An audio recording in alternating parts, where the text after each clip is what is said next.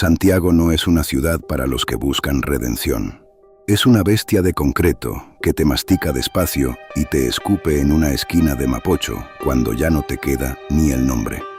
Dicen que el tiempo cura todas las heridas, pero esa es la mayor mentira que se ha inventado desde el concepto de justicia.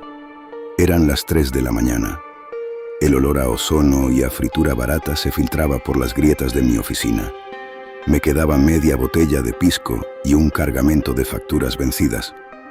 Fue entonces cuando entró él. No traía un arma ni un fajo de billetes. Traía algo mucho más peligroso. Un reloj de bolsillo que se negaba a marcar el presente. Se presentó como Don Elías, un relojero de la calle Victoria, de esos que todavía usan lupa y paciencia. Sus ojos eran 2 pozos de fatiga. Puso el reloj sobre mi escritorio. Un omega de oro, rayado por los años, pero con algo que me hizo soltar el cigarrillo. Se detuvo, detective, me dijo con una voz que parecía el crujido de una puerta vieja. Pero no se detuvieron las manecillas, se detuvo el mundo dentro de mi tienda. Pensé que era otro loco escapado de los fantasmas del pasado. Pero Elías no pedía que reparara su reloj, pedía que investigara a su cliente, un hombre que le pagó por adelantado para que detuviera el tiempo a las 4:15 de la tarde. Exactamente la hora en que el hijo del cliente murió en un accidente hace 20 años. Acepté el caso, no por curiosidad, sino porque mi cuenta bancaria tenía el mismo pulso que un cadáver. Caminé por las calles húmedas de San Diego, esquivando las sombras de los que no tienen hogar y los pecados que no tienen dueño. La tienda de Elías era un mausoleo de engranajes.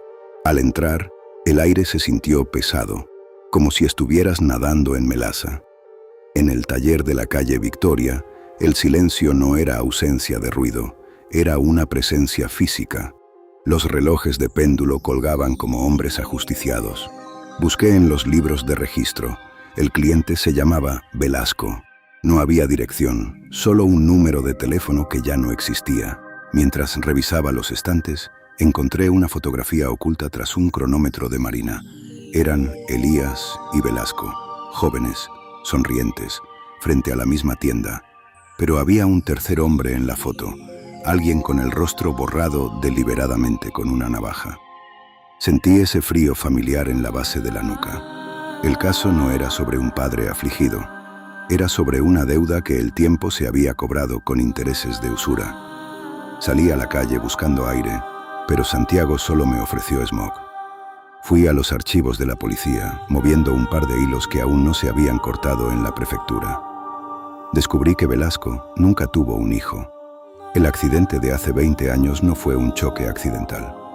Fue un robo a una joyería que terminó con un cómplice abandonado en un auto en llamas. El cómplice que dejaron morir tenía un talento especial. Era el mejor reparador de mecanismos de la zona sur. Elías no era la víctima. Era el hombre que se quedó con el botín mientras su socio se convertía en ceniza. Y ahora, el pasado volvía a pedir su hora. Volví a la tienda de la calle Victoria. Esta vez no llamé a la puerta. El cerrojo cedió con un gemido metálico que sonó como una traición. El taller estaba a oscuras, salvo por una luz mortecina que venía del sótano. El olor a ozono ahora era insoportable, un aroma eléctrico que te erizaba los vellos de los brazos. Bajé los escalones. Allí estaba Elías, sentado frente a un mecanismo que no parecía un reloj, sino el sistema circulatorio de un dios olvidado. Cables de cobre, válvulas de vacío y miles de engranajes girando en un silencio imposible. No había Velasco, no había cliente, solo un hombre viejo tratando de rebobinar una película que ya se había quemado. «Llega tarde, detective», murmuró sin mirarme. «Faltan 3 minutos para las 4:15». Miré mi propio reloj de pulsera. Las manecillas se habían vuelto locas, giraban hacia atrás con una furia ciega. El aire en el sótano empezó a cristalizarse. Mis recuerdos empezaron a mezclarse. Vi mi primer caso, el olor de la pólvora de hace 10 años, la cara de la mujer que perdí, todo ocurriendo al mismo tiempo. Saqué mi Colt 45. El peso del metal era lo único que me mantenía anclado a la realidad. «Se acabó, Elías», grité sobre el estruendo de los relojes. «Velasco murió en ese auto. Tú lo dejaste ahí. No puedes traerlo de vuelta con resortes y aceite de motor. Pero Elías sonrió, y fue la sonrisa más triste que he visto en este agujero de ciudad. Entonces ocurrió. Elías se apartó del mecanismo y vi lo que había en el centro. No era una pieza de relojería, era un espejo. Pero mi reflejo no estaba ahí. En el espejo estaba la calle Victoria, bajo el sol de la tarde, hace 20 años. Vi el auto de Velasco. Vi a un hombre joven corriendo hacia el fuego para intentar salvarlo. Ese hombre joven no era Elías, era yo. Un Lorenzo con placa nueva y ojos limpios, antes de que el cinismo me devorara el alma. Elías no estaba tratando de salvar a su socio, estaba tratando de salvarme a mí, de convertirme en lo que soy ahora. No puedes cambiarlo, le dije, y mi propia voz me sonó extraña, como si viniera de otra habitación. Ese detective murió en ese incendio de todas formas.